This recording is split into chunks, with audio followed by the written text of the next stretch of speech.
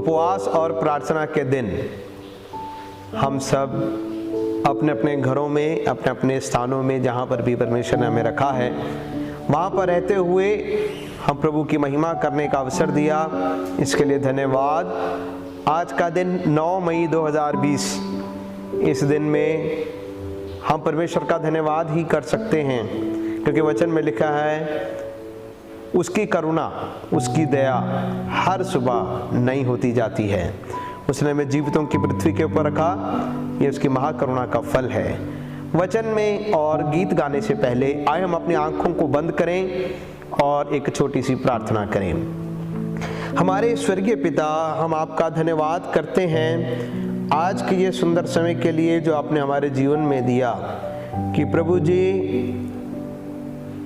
इस दोपहर के समय रोज प्रतिदिन की तरह आपके वचन की मनादी करने के लिए हमें अपने भवन में इकट्ठा किया, अपने अपने घरों में रहकर तेरे वचन सुनने का सुंदर अवसर दिया। इसके लिए हम आपका धन्यवाद करते हैं। प्रभु, बहुत सारे लोग आज का दिन देखना चाहते थे, वो देख ना सके, मर गए, मिट गए, इस दुनिया से चले गए, परंतु आपने हमें जीवितों की पृथ्वी के ऊपर जीवित रखा। इसके लिए आपका धन्यवाद। प्रभु जी, हम प्रार्थना करते हैं आज के इस उपवास और प्रार्थना के दिन, जब हम तेरे वचन को पढ़ते हैं, सुनते हैं, और खुदावंदा ये पवित्र वचन हम सबों के साथ बातचीत करे, हमारे दिलों में शांति और तसल्ली दे।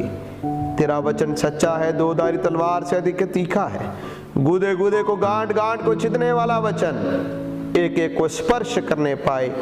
विनती को सुने प्रभु यीशु मसीह के नाम से, आमीन, आमीन, आमीन, हालेलुया। वचन में जाने से पहले आए हम एक छोटा सा गीत और भाई बब्बे से हम सुनेंगे, उसके बाद हम वचन की ओर ध्यान करेंगे। पापा तो आजादों के बंदा बने रब दा, पापा तो आजादों के बंदा बने रब दा, जेड़े कम आया उसे कम क्यों नहीं लगदा, जेड़े कम आया उसे कम क्यों नहीं लगदा। रब ने बनाया तैनू मिट्टी दे पड़ोलिया, करदा है मान कादा कड़ी दे परौलिया। रब ने बनाया तैनू मिट्टी दे पड़ोलिया, करदा है मान कादा कड़ी दे परौलिया, करदा है मान कादा कड़ी दे परौलिया। इन्हें तेरा देश तैनू चंगा भला लगदा, इन्हें तेरा देश तैनू चंगा भला लगदा, जेड़े कम आया उसे कम क्यों नहीं लगदा, जेड़े कम आया उसे कम क्यों नहीं लगदा। वेखे ईमान नामा जब तेरा जावेगा, दोजकां दा हुक्म सुनाया तैनू जावेगा। वेखे ईमान नामा जब तेरा जावेगा, दोजकां दा हुक्म सुनाया तैनू जावेगा, दोजकां दा हुक्म सुनाया तैनू जावेगा।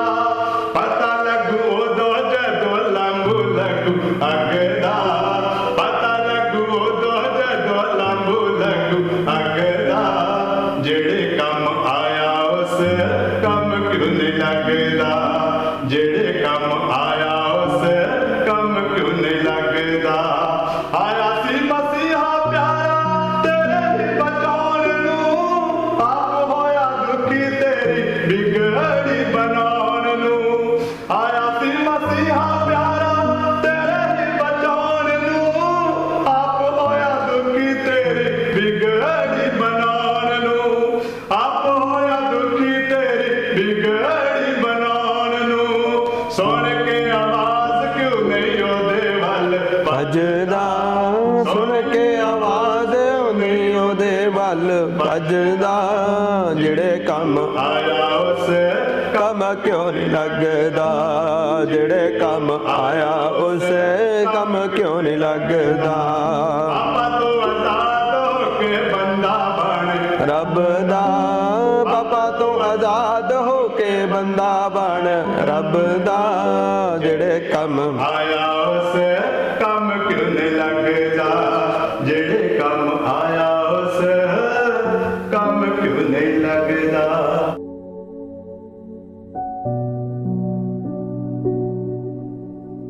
हालेलुया। पापा तो आजाद होके बंदा बन रब दा।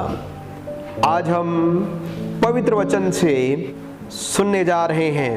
वचन का शीर्षक या टाइटल है how will the people measure you after your death. लोग आपकी मौत के बाद आपको कैसे तोलेंगे, कैसे मापेंगे। उसके लिए वचन को पढ़ें। प्रेरितों के काम 20 अध्याय 36 आयत से लेकर 38 आयत तक पढ़ेंगे। We are going to read from the acts of the apostle chapter 20 words 36 to 38। रसूलां दे करतब 20 बाब 36 तो 38 पढ़ा जाएगा। कृपा करके अपनी बाइबलों को खोलें और वचन को पढ़ें। उसने यूं कह के गोडे टेके और उन्हां सबना दे नाल प्रार्थना कीती। वो सबो बहुत रुने अते पौलुस दे गल मिल के ਉਹਨੂੰ ਚੁੰਮਿਆ और निज करके इस गल उते बहुत उदास होए ਜਿਹੜੀ ਉਸਨੇ ਆਖੀ ਸੀ ਵੀ ਤੁਸੀਂ ਮੇਰਾ ਮੂੰਹ ਫੇਰ ਕਦੀ ਨਾ ਵੇਖੋਗੇ ਅਤੇ ਉਹਨਾਂ ਜਹਾਜ਼ ਤਾਈਂ ਉਹਨੂੰ ਪਹੁੰਚਾ ਦਿੱਤਾ। हालेलुया। हालेलुया। यहाँ पर हम पौलुस के मिलेतुस से एफेसुस में उसने कलीसिया के प्राचीनों को बुलवाया और वो वहां पर उस कलीसिया के लोगों के साथ अपनी सेवकाई के कुछ बातों को बता रहा है। वो बता रहा है कि मैंने क्या क्या काम किए, कैसे मैं रहा आपके साथ, उन सारी बातों को वो बता रहा है। जब ये सारी बातें बताने के बाद वहां के लोग जो थे उसका आखिरी विदाई करने जा रहे हैं। विदाई के समय लिखा है उन्होंने घुटने टेके, घुटने टेककर सब ने मिलकर प्रार्थना की। प्रार्थना करने के बाद लिखा तब वे सब बहुत रोए, पौलुस के गले लिपटकर उसे चूमने लगे और इस बात से बहुत शोकित थे कि जो उसने कही थी कि तुम मेरा मुंह फिर कभी ना देखोगे, और उसको जहाज तक छोड़ने आए। प्यारे अजीजों, पौलुस का जीवन कैसा था जो आपको और मुझे भी कुछ बातों को सिखाता है। ये लोग, ये कलीसिया के लोग पौलुस को फिर मिलने नहीं जा रहे और इस बात की वेदना, दर्द उनके दिल में है कि हम अब पौलुस को आखिरी बार मिलने जा रहे हैं। उनकी आंखों से आंसू आ रहे हैं, वो शोकित हो रहे हैं। और ये याद रखें, ये लोग उसके परिवार के लोग नहीं लेकिन कलीसिया के लोग हैं। मैं आपसे एक सवाल पूछना चाहता हूं, जब आप चले जाओगे, इस दुनिया से चले जाओगे, आप कौन सा प्रभाव छोड़ के जा रहे हो? लोग आपको कैसे याद करेंगे? जो चले गए उनके बारे में आप क्या सोचते हो? क्या आप अपने विदाई के लिए तैयार हो या नहीं? एक दिन सबने चले जाना है और मैं आपको भी कह रहा हूं, आप भी जा रहे हो, मैं भी जाने वाला हूं, आप भी जाने वाले हो, मैं भी जाने वाला हूं। लेकिन कौन रोएगा, कौन शोकित होगा, किसका प्रभाव कैसे होगा? हाँ, आपके अपने परिवार के जी जरूर रोएंगे, दुख मनाएंगे, इसमें कोई शक की बात नहीं, दो राय नहीं, वो रोएंगे जरूर। आपके प्रियजन, आपके माता पिता, भाई बहन, जो कोई भी होंगे वो रोएंगे जरूर। परंतु मैं आपसे सवाल पूछना चाहता हूं, परिवार के अलावा क्या कोई और भी रोएगा?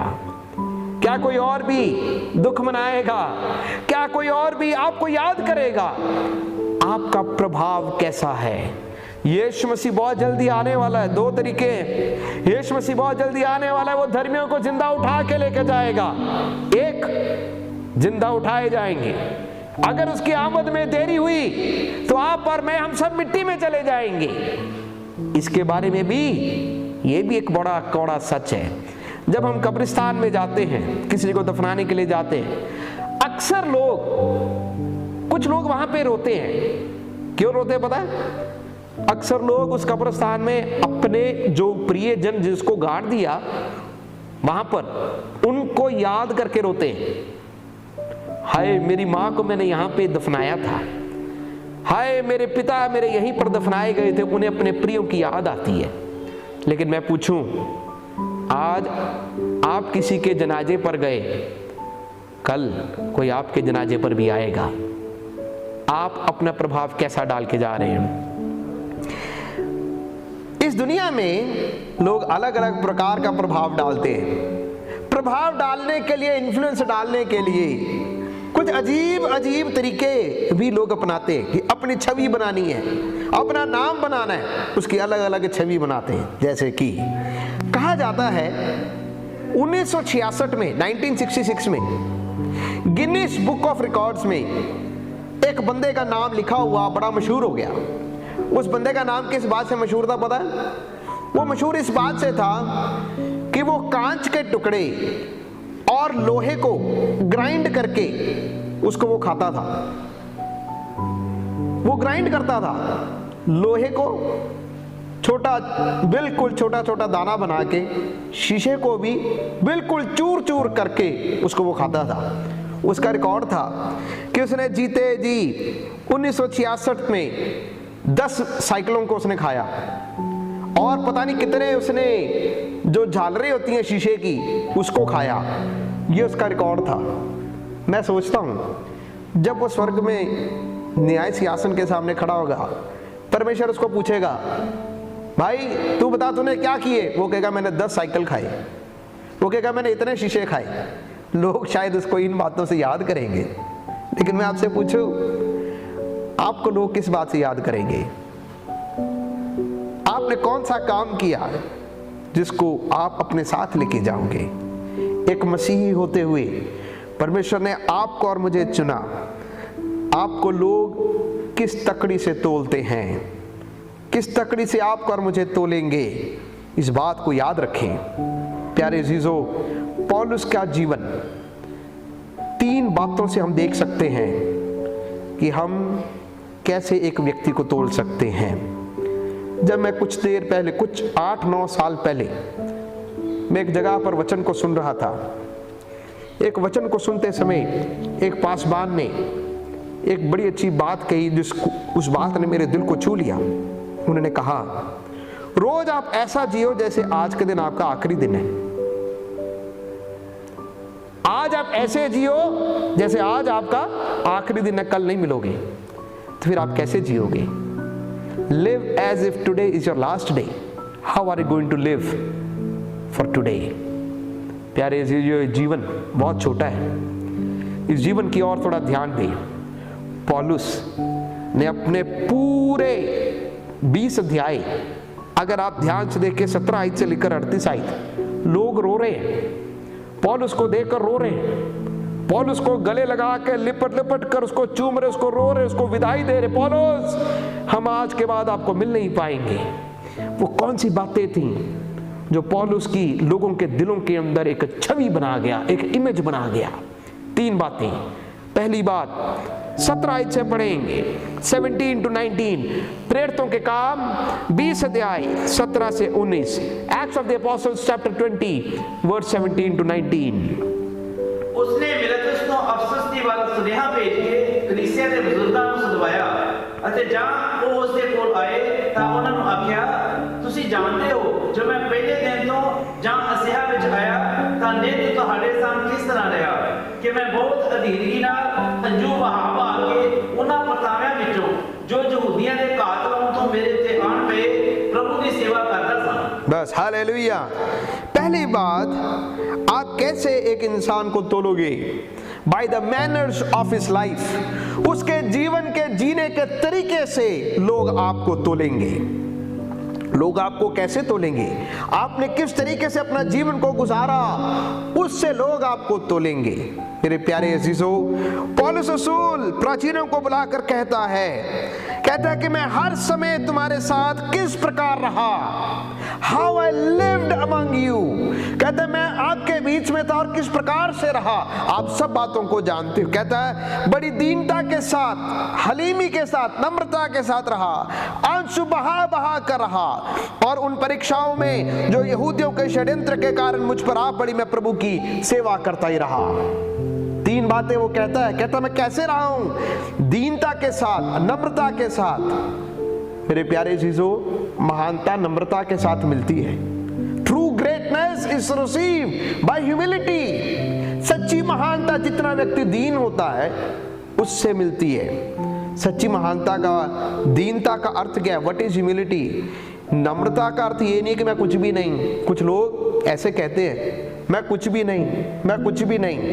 एक किसी ने कहा, एक कलीसिया में एक गीत गाने वाला था, वो हमेशा कहते थे, जब लोग उसको आकर कहते थे, दूसरे विश्वासी लोग आके कहना कि भाई आज आपने बड़ा अच्छा गीत गाया, उसने कहा नहीं नहीं नहीं, मेरा आवाज सबसे घटिया है, मेरी आवाज में कोई दम नहीं, कोई दम नहीं, मैं सबसे घटिया आवाज में। वो अपने आप को लोगों के नजर में क्या कर रहा था? दीन कर रहा था। पास्टर जी ने एक दिन उसको बुलाया, कलीसिया के पास ने उसको बुलाया, उसको कहा भाई आज आपने गीत बहुत अच्छा गाया। उसने कहा नहीं नहीं नहीं पास्टर जी, मेरा गीत बहुत घटिया था, मेरी आवाज में कोई सुर ही नहीं था। पास्टर ने कहा कि बिल्कुल ठीक कहा बेटे, अगर तुम्हें ऐसा लगता है कि तुम्हारी आवाज ठीक नहीं, अगले 3 महीने तुमने गीत नहीं गाना। अगले दिन से वो चर्च ही छोड़ के चला गया। तो वो दीनता क्या थी? वो दीनता थी या झूठी दीनता थी? वो दीनता नहीं थी। दीनता में भी घमंड आ सकता है, अधीनगी में भी घमंड आ सकता है। सच्ची महानता का अर्थ ये नहीं है, नम्रता का अर्थ ये नहीं है कि आप अपने आप को कमजोर कहते हो, नहीं। सच्ची नम्रता का अर्थ ये है कि आप अपने आप को दूसरे से ऊंचा नहीं समझते। आप कहते हो कि ये परमेश्वर का फजल है, जो कुछ है परमेश्वर का फजल है, लेकिन मेरे से भी अच्छे बहुत सारे लोग हैं, मेरे से भी अच्छे बहुत सारे लोग हैं। प्यारे अजीजों, सच्ची नम्रता कैसे आती है? ऑनेस्ट एस्टिमेशन, बिल्कुल सच्चाई से आप अपने आप को तोलते और कहते हो कि नहीं, ये मेरे में गलती है, मैं इसको सुधारूंगा। सच्ची नम्रता किस बात से आती है? अपने आप को कमजोर करने में नहीं, परंतु ये कहते हो कि नहीं, जब मैं गलत हुआ मैं इस बात को मानता हूं कि ये मेरी गलती है। प्यारे अजीजों, कहता है पौलुस रसूल कहता है बड़ी दीनता के साथ, दीनता के साथ। यूनानी भाषा में एक शब्द है डूलोस, सर्वेंट, ऑन बीइंग सर्वेंट। सच्चा महान व्यक्ति को हम कैसे तुलते? देखो जी, उसके कितने नौकर चाकर हैं, लेकिन परमेश्वर की सेवा में ऐसे नहीं। परमेश्वर की सेवा में कैसे बनते हैं पता है? कितने उसके लोग इर्द गिर्द घूमते हैं, उससे महानता नहीं गिनी जाती। कितने लोगों की उसने सेवा की, उससे उसकी महानता गिनी जाती है। प्यारे अजीजों, लिखता है आंसू बहा बहा कर उसने अपना जीवन को गुजारा। यिर्मयाह वाज अ वीपिंग प्रॉफिट। यिर्मयाह एक आंसू बहा बहा कर रोने वाला नबी था। आंसू बहाना भी चाहिए, आंसू बहाना भी चाहिए। प्रार्थना में आंसू बहाने वाले बने, दूसरों के दर्द को देखकर अपने आंसू को बहाने वाले बने। ये आपके और मेरे प्रार्थना करने का तरीका होने पाए। इबादत में जब आए, परमेश्वर की भलाइयों को याद करके आंसू को बहाए कि प्रभु मैं इसके योग्य ना था, लेकिन आपने मुझे इसके योग्य बनाया, इसके लिए मैं आपका धन्यवाद करता हूं। दूसरों के लिए एक दर्द वाला दिल रखें, दीनता। और लिखा आंसू बहा बहा कर। पौलुस आंसू बहाने वाला बंदा था, लोग देखते थे। यिर्मयाह आंसू बहाने वाला व्यक्ति था, लोग देखते थे। प्यारे अजीजों, अपने आप को जीने का तरीका सीखें, नम्रता से जिएं और आंसू बहा बहा कर जीना सीखें। तीसरा वो कहता है बहुत सारे परीक्षाओं में जो यहूदियों के षड्यंत्र के कारण मुझ पर आ पड़ी, मैं प्रभु की सेवा करता रहा। तीसरा अर्थ क्या था? उसके जीवन में कठिनाइयां आई।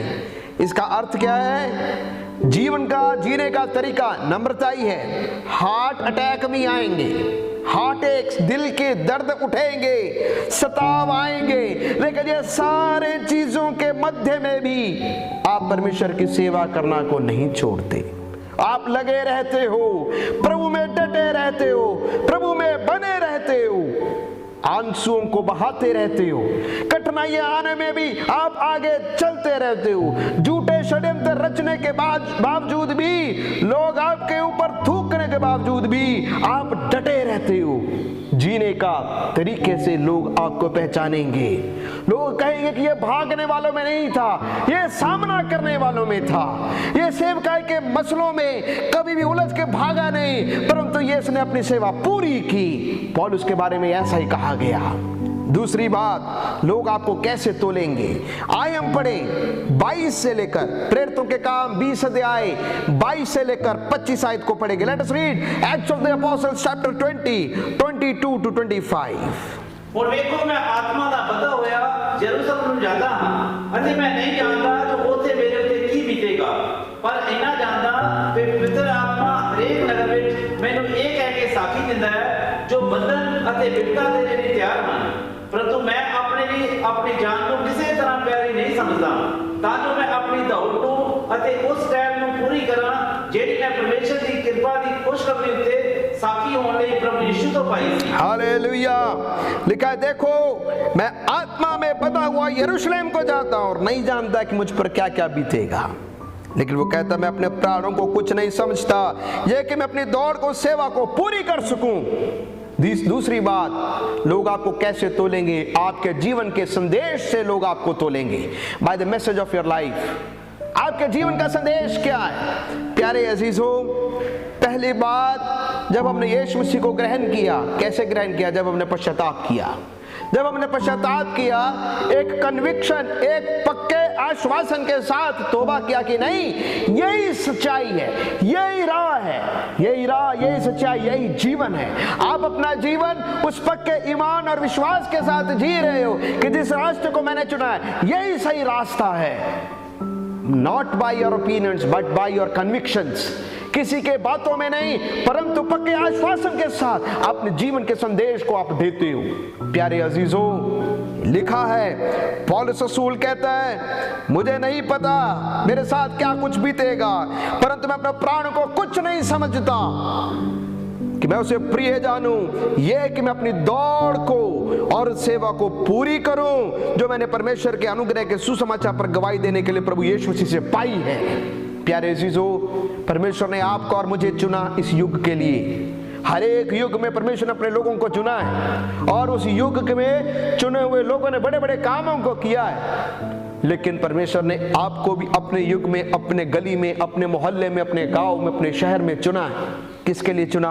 ताकि आप इस संदेश को जो यीशु मसीह के द्वारा आपने प्राप्त किया कि यीशु ही राह है, यीशु ही सच्चाई है, यीशु ही जीवन है, तौबा करो और मुड़ आओ क्योंकि स्वर्ग का राज नजदीक है। इस संदेश को सुनाने के लिए परमेश्वर ने आपको और मुझे चुना है, नहीं तो खून का लेखा परमेश्वर आपसे लेगा।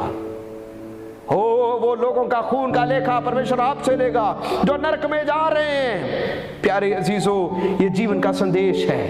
हम मसीह में आए, तौबा किया, पवित्र बपतिस्मा, बाप बेटा रूपा के नाम से बपतिस्मा लिया। ये मेरा पक्का कन्विक्शन है कि बपतिस्मा सिर्फ तौबा और बाप बेटा रूपा के नाम से ही है। ये मेरा कन्विक्शन है। पवित्र आत्मा पाना और उसका पहला चिन्ह अन्य भाषा बोलना, ये मेरा कन्विक्शन है। परमेश्वर के बीच में चलना, उसकी संगति लगातार करना, रसूलों की तालीम लेना, पवित्र आत्मा के अनुभव में होते हुए चलना, पवित्र आत्मा के वरदानों में होके भरना। आज भी चमत्कार होते हैं, आज भी चिंगाई होती है, ये मेरा कन्विक्शन है। मेरे प्यारे अजीजों, इन बातों के ऊपर रहना बड़ा जरूरी है। लोगों को प्रभु यीशु मसीह के बारे में बताना, ये मेरा कन्विक्शन है। हमारे कलीसिया में मैंने ऐसे बहुत सारे लोगों को देखा जो बिल्कुल पढ़े लिखे नहीं, स्कूल में एक दिन भी नहीं गए, लेकिन प्रभु यीशु मसीह का सुसमाचार सुनाने के लिए सबसे निडर वो लोग हैं। क्यों? क्योंकि उन्होंने सच्चाई को पाया, सच्चाई उनके दिल में आया और वो सच्चाई को अपने दिल में रखते हुए बंद नहीं कर सके, लेकिन उसको सुसमाचार सुनाने के लिए गए। प्यारे अजीजों, जब एक दिन न्याय के आसन के सामने परमेश्वर पौलुस को पूछेगा, पौलुस तो अपने जीवन के बारे में बता, तेरे जीवन का संदेश क्या रहा? वो कहेगा, प्रभु मेरे हाथों को देखो, मेरे हाथों में किसी का खून नहीं, मैंने अपनी दौड़ पूरी की है। मैंने अपनी दौड़ पूरी की है, मैंने अपने सेवा की दौड़ पूरी की है। प्यारे जीजू, आपके बारे में क्या? आपके परिवार में परमेश्वर ने आपको चुना, लेकिन क्या आप प्रभु यीशु मसीह के सच्चाई को उनको बता सकते हो? क्या आप उनके बारे में बता सकते हो कि यीशु दोबारा से आने वाला है? ये जो कुछ भी इस दुनिया में हो रहा है, ये सब यीशु मसीह के दूसरे आमद की निशानियां हैं। तौबा करो, मोड़ आओ। सदोम और अमोरा में लूत और उसके परिवार को अब्राहम की प्रार्थना ने बचा लिया। आज का समाज सदोम और अमोरा जैसा चल रहा है। परमेश्वर आपको भी बचाने के लिए आया, लेकिन दूसरी बार धर्मियों को उठाने के लिए आएगा। हे पापियों, तौबा करो, अपने जीवन को प्रभु के रास्ते पर आओ। अगर लूत की पत्नी की तरह धर्मी के पीछे पीछे चलते चलते अगर पीछे को मुड़ के देखोगे, यह गारंटी नहीं कि आप भी स्वर्ग में जाओगे, नहीं है। आप नमक का खंभा बनोगे, आप नरक की आग में जाओगे। लोग आपको कैसे याद रखेंगे? ये वो बंदा था जिसने सच्चाई को पाया और आखिरी दम तक वो सच्चाई में चलता रहा, ये कभी भी इधर उधर नहीं भटका। आपके जीवन का संदेश क्या है? कई बार बोलने से ज्यादा आपके जीवन की शैली, आपके जीवन का तरीका एक संदेश बनता है। प्यारे अजीजों, कभी लोग आपको ये ना कहें चलता चलता गिर गया, ये उठा गिर गया, फिर कभी खड़ा ही नहीं हो सका। इसने तौबा किया, सच्चाई को पाया, सब कुछ जानते हुए भी ये पीछे की ओर मुड़ गया। सब कुछ जानते हुए भी अलगदाई का जीवन को नहीं गुजारा। सब कुछ जानते हुए भी मसीह घर में जाना, तौबा किया, बपतिस्मा लिया। माता पिता प्रभु में चलते थे, उनको माता पिता ने सब सच्चाई की बातों को बताया, लेकिन इसके बेटे ने, इसकी बेटी ने सच्चाई को धिक्कार दिया। अपने माता पिता के सिखाए हुए उन वचनों के अनुसार नहीं चला। आपके बारे में लोग क्या संदेश देंगे? लोग आपको कैसे याद रखेंगे? लोग आपको कैसे याद करेंगे? प्यारे जीजों, बहुत बार हम कहते हैं मैंने तौबा किया, मैंने बपतिस्मा लिया है, फिर कभी प्रभु ईश्वर के पीछे चले ही नहीं। लोग आपको कैसे याद करेंगे? क्या लोग आपके बारे में कहेंगे इसने अपने विश्वास की दौड़ पूरी की है, इसने अच्छी लड़ाई को लड़ा है, आज स्वर्ग में विश्राम को पा रहा है। तीसरी बात, 33 आयत को पढ़ेंगे। प्रेरितों के काम 20 अध्याय उसका 33वें वचन को पढ़ें। मैं किसी ਦੀ ਚਾਂਦੀ ਜਾਂ ਸੋਨੇ ਦਾ ਵਸਤਰ ਦਾ ਲੋਭ ਨਹੀਂ ਕੀਤਾ। ਤੁਸੀਂ ਆਪ ਜਾਣਦੇ ਹੋ ਕਿ ਮੇਰੇ ਇਹਨਾਂ ਹੀ ਹੱਥਾਂ ਨੇ ਮੇਰੀਆਂ ਤੇ ਮੇਰੇ ਸਾਥੀਆਂ ਦੀਆਂ ਲੋੜਾਂ ਪੂਰੀਆਂ ਕੀਤੀਆਂ। ਮੈਂ ਤੁਹਾਨੂੰ ਸਭਨਾਂ ਗੱਲਾਂ ਵਿੱਚ ਇਹ ਕਰ ਖਾਲਿਆ ਕਿ ਤੁਹਾਨੂੰ ਚਾਹੀਦਾ ਹੈ ਕਿ ਉਸੇ ਤਰ੍ਹਾਂ ਮਿਹਨਤ ਕਰਕੇ ਨਤਾਨਿਆਂ ਦੀ ਸਹਾਇਤਾ ਕਰੋ ਅਤੇ ਪ੍ਰਭੂ ਯਿਸੂ ਮਸੀਹ ਦੇ ਵਚਨ ਜਿੱਤੇ ਰੱਖੋ ਜੋ ਨੇ ਆਪ ਕਮਾਇਆ ਸੀ ਕਿ नैन नालों देना ही मुबारक है। हालेलुया। तीसरी बात, पौलुस रसूल इसी अध्याय में अपने आखिरी वचन जीवन के उद्देश्य को बता रहा है। कहता है जीवन का उद्देश्य क्या है? जीवन का उद्देश्य ये है कि मैं यीशु मसीह के वचनों को याद करके कहता हूं। उसके बातों को याद करना बहुत जरूरी है, और वो आप ही कह रहा है लेने से देना धन्य है। लेने से देना धन्य है। किसी ने कहा है लेने वाले खाते बहुत अच्छा है, देने वाले सोते बहुत अच्छा है। यीशु मसीह ने कहा लेने से देना धन्य है।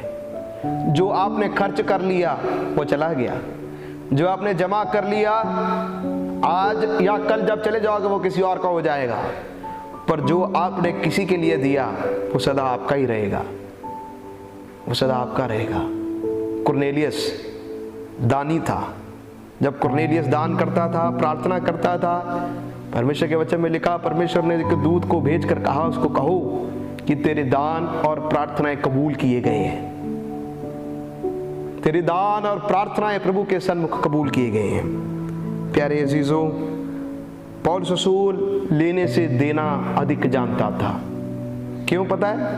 पहली बात, वो लेने से देना अधिक इसलिए जानता था क्योंकि ये बात उसको पता था कि उसको आलसी नहीं बनाएगा। लेने वाला हमेशा लेता रहे आलसी बनेगा, देने वाला देता रहे आलसी नहीं बनेगा, काम करेगा, मेहनत करेगा। दूसरी बात, पौलुस रसूल इस बात को जानता था कि लेने से देना धन्य क्यों है? क्योंकि इस बात, ये काम करने से वो कभी लालची नहीं बनता, उसको लालच से उसको बचा रहा था। इसलिए वो कहता है कि देखो, सोने या कपड़े का लालच नहीं किया, क्योंकि वो देना जानता था। फिर वो कहता है कि देखो, तुम आप ही जानते हो कि इन हाथों ने मेरी और मेरे साथियों की आवश्यकताएं पूरी की। प्यारे अजीजों, हम इन दिनों में अपने जीवन के उद्देश्य को समझें। कई बार मैं ऐसे लोगों को भी जानता हूं, उनके घरों में आदमियों का दिल बड़ा है, औरतों का दिल बहुत छोटा है। कई घरों में औरतों का दिल बहुत बड़ा है और उनकी आदमियों का दिल बहुत छोटा है। पर ये जीवन का एक मकसद समझना, देने वाला कभी भी उसके घर में किसी चीज की घटी नहीं होती। देने वाले के जेब में हमेशा रहेगा, लेने वाले के जेब में हमेशा खाली रहेगी। क्या आप प्रभु को देते हो? क्या आप प्रभु को देते हो? ये एक नियम है, जो बीजोगे वो ही काटोगे, जो बीजोगे वो ही काटोगे। ये एक नियम है। प्यारे अजीजों, हम शॉर्टकट अपनाते हैं, जुआ खेलते हैं, ब्याज में पैसे देते हैं, शॉर्टकट अपनाते हैं। पर मैं बोलूं, ये कोई भी तरीका सही नहीं। आपका गेन किसी का लॉस है, आपका कमाना किसी के दिल को दुखा के आप ले रहे हो। ये लेने से देना मुबारक बनने पाए। अपने दिल को बड़ा करें। कई बार जब लोग कुछ देते हैं तो दूसरे लोग आलोचना करने वाले कहेंगे इसके पास पैसा बड़ा इसलिए देता है। नहीं, पैसा बहुत के पास होता है, दिल किसी के पास होता है। प्यारे अजीजों, लेने से देना धन्य समझें। अपने दिल को हमेशा प्रभु के लिए खोलें, प्रभु के कामों के लिए हमेशा अपने दिल को खोलें। और प्रभु, ये अपने जीवन का मकसद बने कि ना हमने किसी का लालच नहीं करना, अपने हाथों से मेहनत करना है और लेने से देना प्रभु के नाम के लिए देना मुबारक बनने पाए, प्रभु की सेवकाई के लिए देना मुबारक बनने पाए। क्या आप अपने जीवन को इस रीति से गुजारेंगे? एक लास्ट एग्जाम्पल देख के मैं समाप्त करूंगा। जर्मनी में नाजियों की एक युद्ध हो रहा था, जब उन्होंने यहूदियों के विरुद्ध युद्ध किया। वो लोग, जर्मन की सेना यहूदियों को ढूंढ ढूंढ कर मार रही थी। पोलैंड के एक गांव में जब जर्मन के लोग गए, उन्होंने वहां पे यहूदियों को देखा और खड़ा किया। पोलैंड में बहुत सारे कुछ मसीह लोग भी रह रहे थे। उन्होंने उन लोगों को खड़ा किया, यहूदियों को ढूंढ लिया और उनके कपड़े उतार दिए, खेत में खड़ा किया। खड़ा करके उनको कहा, मिट्टी को खोदो, मिट्टी को खोदो। उन यहूदियों से उनको मिट्टी खुदवाई।